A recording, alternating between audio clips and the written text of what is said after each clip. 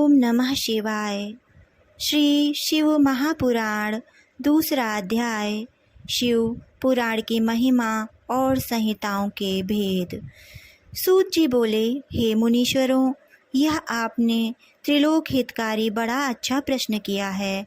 मैं आप लोगों की ऐसी रुचि देखकर श्री गुरु जी का स्मरण कर जो कहता हूँ उसे आदर सहित सुनिए।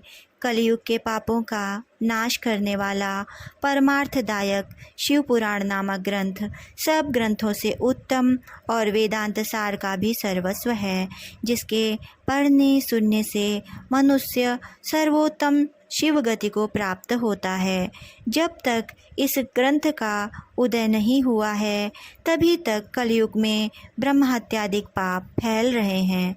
शास्त्रों के झगड़े, नाना प्रकार के उत्पात, क्रूर यम के भट्टों की निर्भयता, तीर्थों का विवाद, सत्यदान और देवताओं की मान्यता संबंधी विवाद तभी तक महीतल पर हो रहे हैं जब तक श्री शिव पुराण पृथ्वी पर उदय नहीं होता है। जब यह प्रत्यक्ष हो जाएगा तब शास्त्रों के परस्पर झगड़े आदि सभी इसकी गर्जना से समाप्त हो जाएंगे, क्योंकि भगवान वेदव्यास के कहे हुए इस पुराण का बहुत महत्व है। इसके कीर्तन और श्रवण से जो फल प्राप्त होता है वह सबका सब तो मैं नहीं कह सकता, किंतु उसका कुछ महात्म मैं आप लोगों से कहता हूँ। ध्यान देकर सुनिए।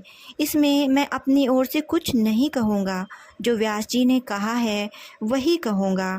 व्यास जी ने कहा है, यदि शिव पुराण का एक या आधा श्लोक भी कोई पढ़ेगा या सुनेगा तो वह समस्त पाप से मुक्त हो जाएगा, और यदि सावधानी से संपूर्ण शिव पुराण पढ़ेगा अथवा सुनेगा तो वह जीवन मुक्त हो जाएगा, और इसके अनुसार आचरण करे तो एक एक दिन में एक एक अश्वमेध का फल पाएगा।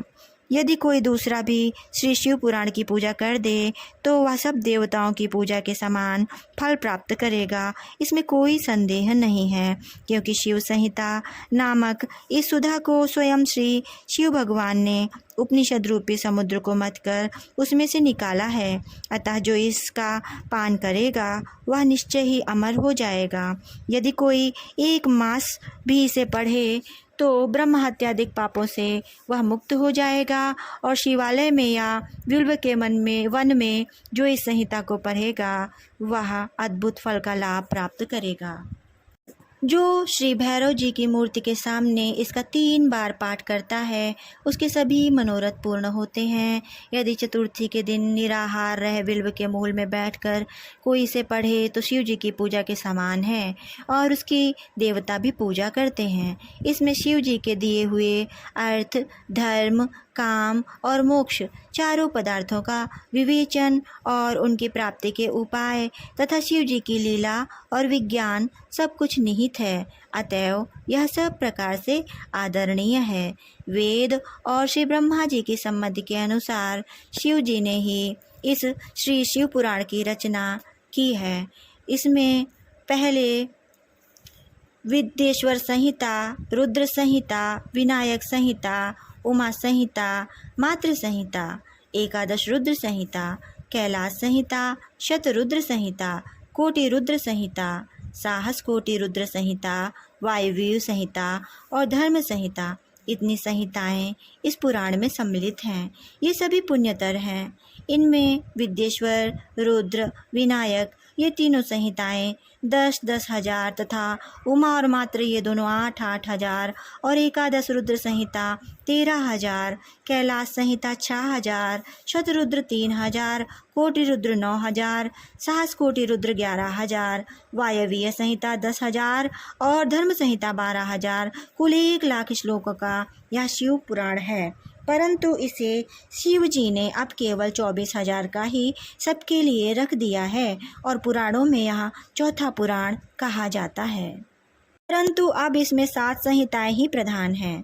अन्यथा सृष्टि के आरंभ में शिव जी ने इसे 100 करोड़ श्लोकों में कहा था।